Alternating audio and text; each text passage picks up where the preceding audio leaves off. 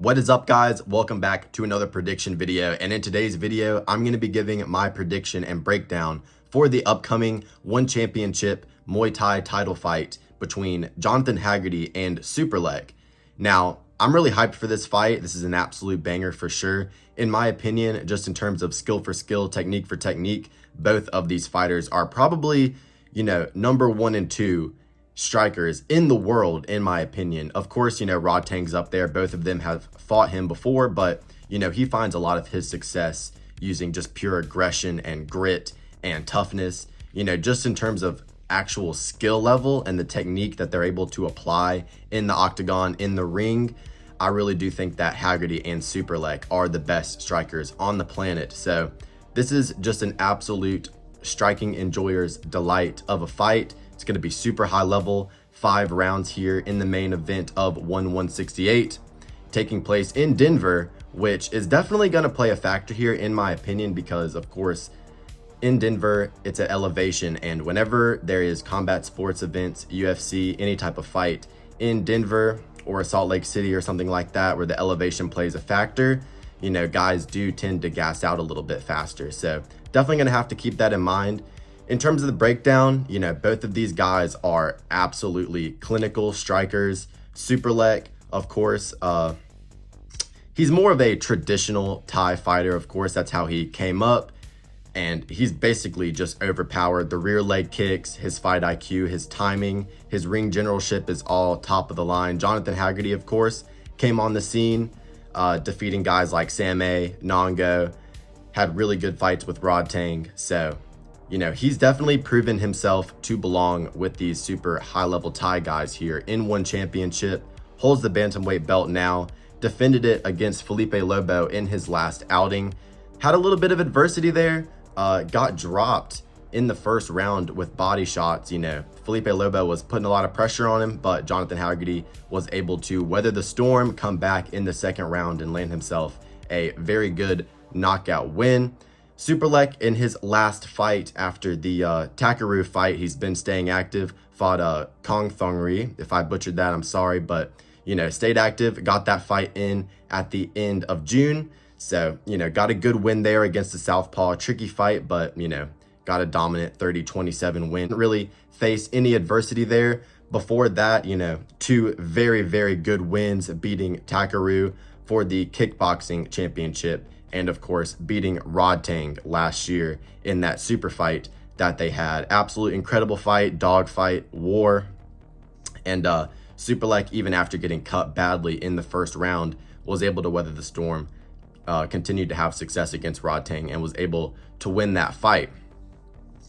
And Jonathan Hagerty in his fights with Rodtang, in my opinion, he's kind of a nightmare matchup for Hagerty, because of course Hagerty's main weakness is that he is kind of weak to the body.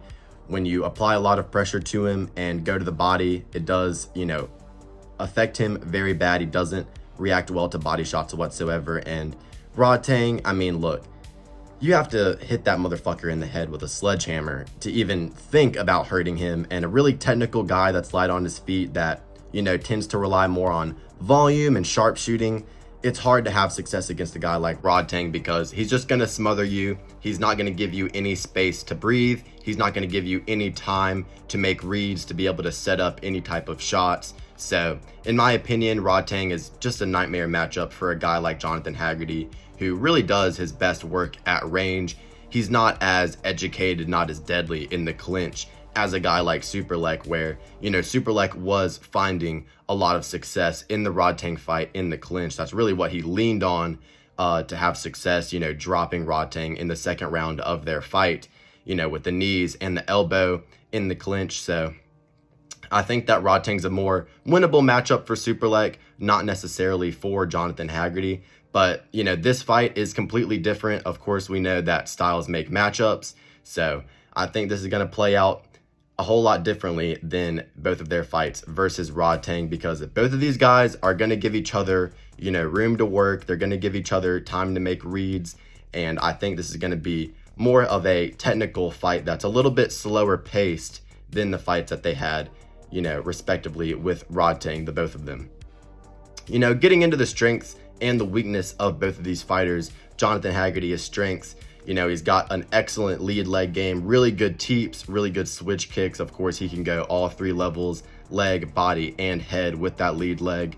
And, he of course has good rear leg kicks as well, but, just something I've noticed off of Hagerty, tends to rely on the lead leg a lot more. I think it's a lot faster for him. He's a lot more comfortable using it, and he tends to apply a lot of volume with the left kicks, whether that be the teep or the switch kick. Does a very good job with both of them. Another strength of Jonathan Hagerty, his creativity. I think that, his ability to set up creative shots, the tomahawk elbows, spinning elbows, using his footwork and his speed to catch his opponents off guard. A lot of these Thai guys, they're used to other Thai guys that are, slower paced, a lot more methodical, tend to just use power strikes, the rear hand, the rear leg. They're not used to a guy that, is changing stances constantly, throwing a lot of spinning attacks, and really giving them a lot of different looks. And I think that is a big advantage that Hagerty has in this fight and that he has had over the course of his career in one championship. So I definitely love the creativity of Hagerty. He finds shots that, a lot of guys aren't going to be able to see and they're not going to see coming. So I think that's going to help him a lot here to disrupt the rhythm and the timing of a guy with really high fight IQ like Superlek. Another strength for Jonathan Hagerty is going to be his hand speed. Of course, a lot of these British guys, Nico Carrillo, Jonathan Hagerty, they're having a lot of success utilizing boxing combinations and just putting on a lot of pressure with, the hand speed, utilizing body shots and just stringing together longer combinations with the hands. The Thai guys are used to more singular shots when it comes to the punches, but, these new era British guys that are coming over to one championship, they are having a lot of success utilizing their boxing against the kick-heavy Thai fighters. So, I think in terms of the boxing, the hand speed, the combinations, Jonathan Hagerty, that's a great strength of his, and I think it's going to be a big advantage for him in this match. And, another one of his strengths is going to be the footwork. Jonathan Hagerty is very good at, keeping control of the distance using his footwork, mitigating the range between him and his opponent very well, staying safe. He uses his footwork very good defensively, especially, when someone's going for a punch on him. He's very good at angling off, finding a counter that way. And especially when they're in the cage instead of the ring, I think that is something that Hagerty, tends to use a lot more. The ring, of course, is square and it's easier to get cornered there. Harder to use footwork in a traditional ring compared to a MMA cage where it's circular and you're going to have more room to work, more room to, utilize your footwork and your speed.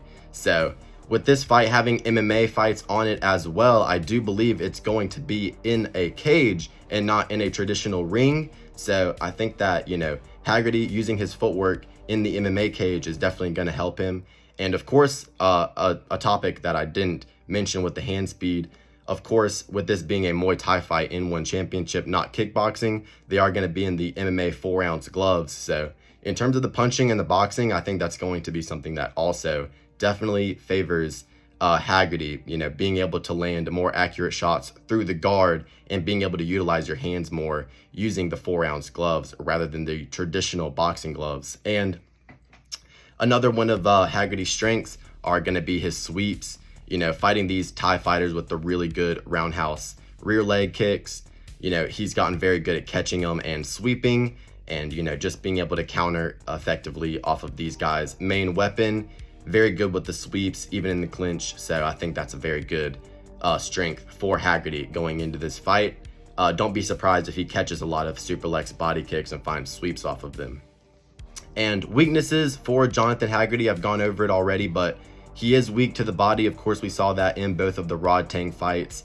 When you start digging to the body, of course, if Rodtang digs to the body on anybody, it's going to be a miserable experience. But that was his path to victory in both of their fights. And, like I mentioned in the Lobo fight, Lobo dropped him with punches to the body. So Jonathan Hagerty definitely going to have to be mindful of protecting the midsection here in this title fight. And, the last weakness I will say for Jonathan Hagerty is, his cardio and his ability to be in a dirty dog fight. Jonathan Hagerty has most of his success when it's just kind of a clean kickboxing fight where he can be creative, manage the distance, and, you know, get his lead leg going. We saw it in the Rodtang fights. When it becomes dirty, when it gets nasty and, you know, shots start flying in the pocket, Jonathan Hagerty, you know, seems to get a little bit, you know, uncomfortable. It's easy to be uncomfortable, of course, with Rodtang, but, you know, a guy like Superlek, he's staying a lot more composed, with a guy like Rodtang being very aggressive, you know, having a lot of success in the clinch, like I said, dropping Rodtang when Rodtang was trying to be super aggressive with him in that second round. So, you know, a guy like Superlek does better in a high-paced dogfight, in my opinion. I think his cardio is a little bit better. And even in, you know, the later bit of the Sam A fight with Jonathan Hagerty, in round 4 particularly, Sam A really started pushing the pace once Jonathan Hagerty kind of got tired a little bit after those first 3 rounds.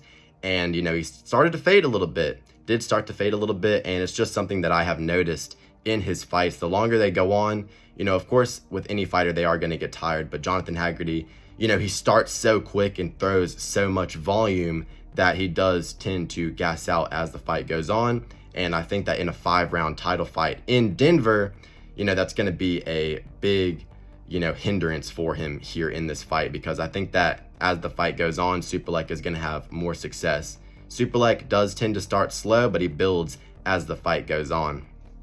And, you know, Superlek, strength, you know, his rear leg kick, obviously to all 3 levels. He is called a kicking machine for a reason. Nasty roundhouse kicks, probably the best leg kicks in the entire world. I mean, this dude's leg kicks, we saw what he did to Takeru's leg in their fight, chopped it up, made it look like mincemeat. I mean, I could not imagine being Takeru after that. He probably couldn't walk for a week. But of course, you know, super powerful kicks, destroys people's forearms, head kick knockouts out the wazoo. Superlek's kicks off of his right leg are, you know, everybody knows about him. They're no stranger to anybody. Superlek, another strength, his fight IQ. Of course, these Thai guys have been doing it since birth. They know their way around the ring. They know exactly what they need to be doing. Superlek, very good at managing his gas tank, very good at breaking down his opponent, making reads. High fight IQ, keeps the center of the octagon very good. You know, is able to make adjustments on a fight-to-fight basis. I mean, we even saw this in his most recent fight. After he fought Takeru, he started utilizing that, you know, not necessarily the traditional Thai teep where it's more of a push, but he utilized the more snapping front kick, kind of a karate style that he encountered versus Takeru in his last fight.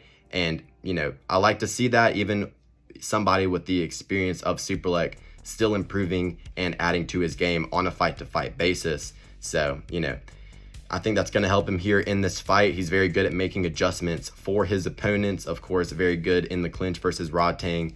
Utilized the leg kicks very well versus Takeru.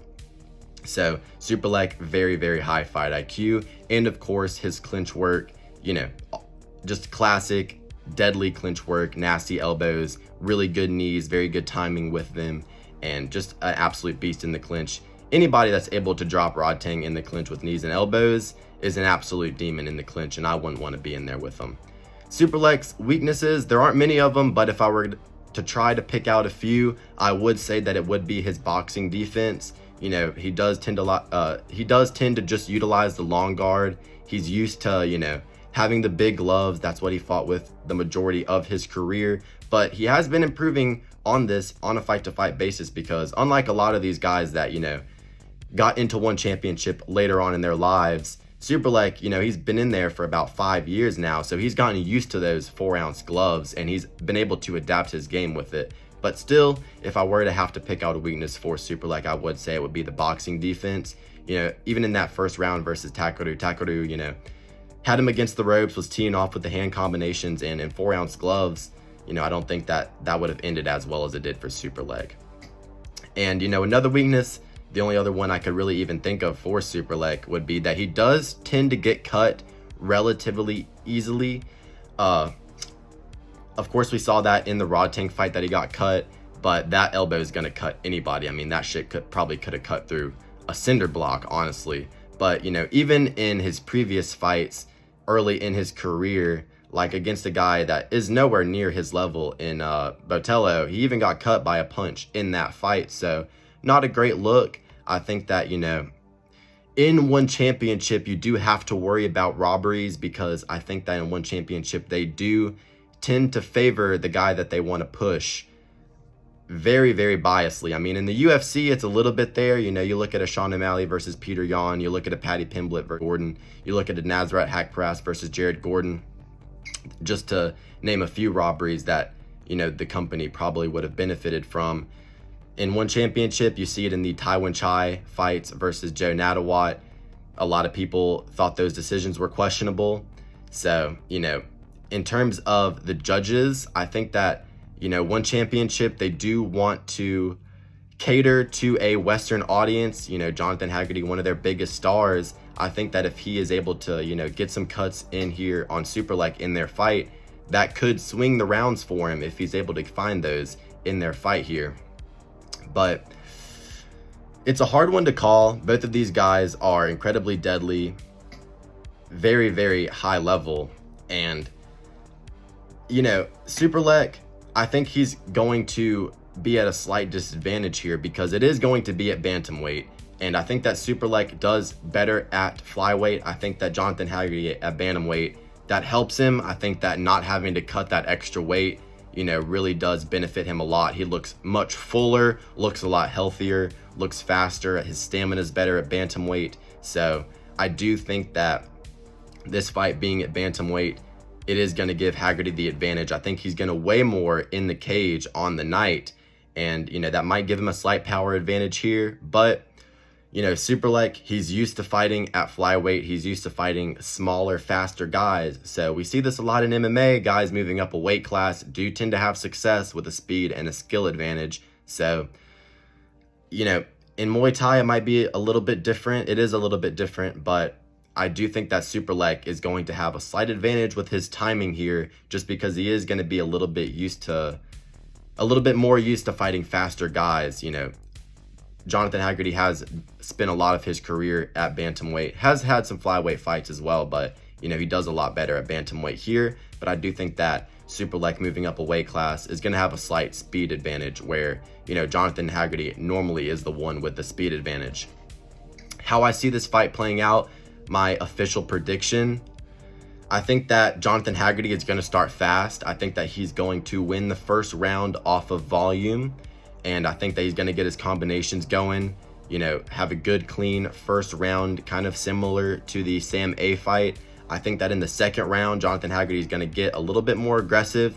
I think he's going to start pushing the hand combinations more, and I think he's going to have some success with the boxing. Superlek, I think he's going to be looking for that leg kick on Jonathan Haggerty's lead left leg, but I don't think it's going to be there for him as much here, because Jonathan Haggerty, of course, he's very active with that lead leg, you know, very defensively sound with checking the leg kicks. I don't think that Superlek's going to have a ton of success with the leg kicks here, and I think that, you know, it's going to take him a little bit to really adjust. I think that Haggerty is going to be, you know, landing volume with the push kicks, with the hands upstairs, and I think that he's going to win the second round that way.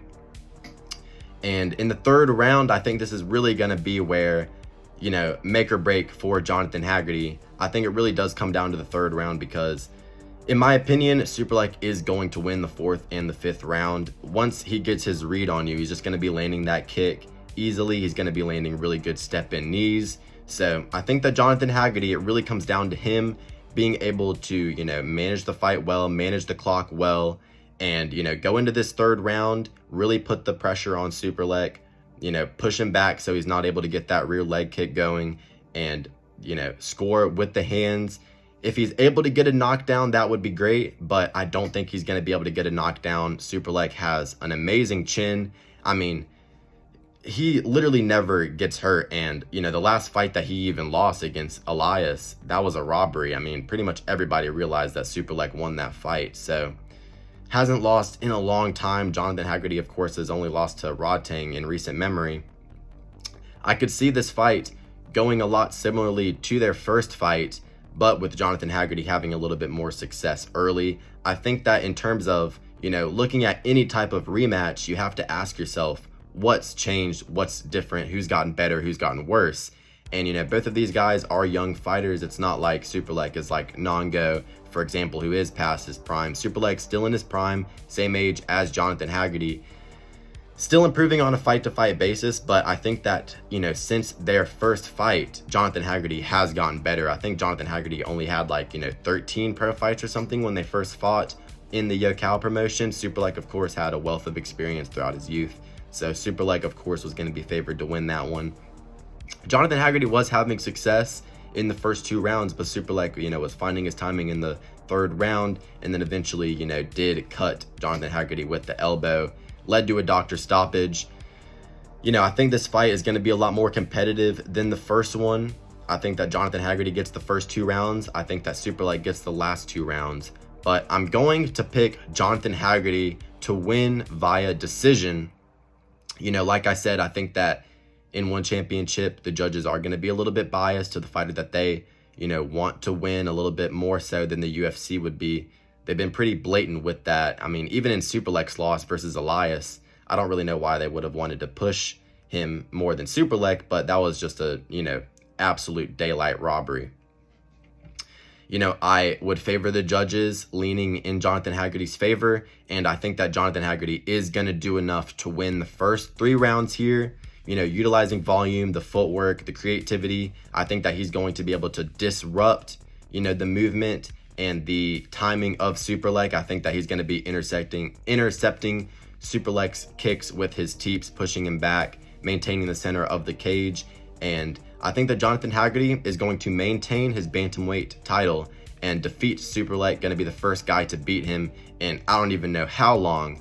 But give me Jonathan Haggerty to win this fight here as an underdog. Superlek, you know, odds just came out today. Superlek, you know, 2-1 favorite here. Jonathan Haggerty plus 160 underdog. Not surprising. I expected it to be a little bit closer. Maybe, you know, minus 130 for Superlek, plus 110 for Haggerty, something along those lines. I'm not surprised Superlek's the favorite. I'd probably make him the favorite if I was the bookmaker myself. But I think that Jonathan Haggerty is going to surprise a lot of people. I think he's making, you know, improvements on a fight-to-fight basis. I think he has more momentum coming into this fight to really put on a statement and, you know, cement himself as, you know, one of the GOATs of the sport with this win here. So give me Jonathan Haggerty to win this fight via decision. I'm really looking forward to this one. Hope you guys are too.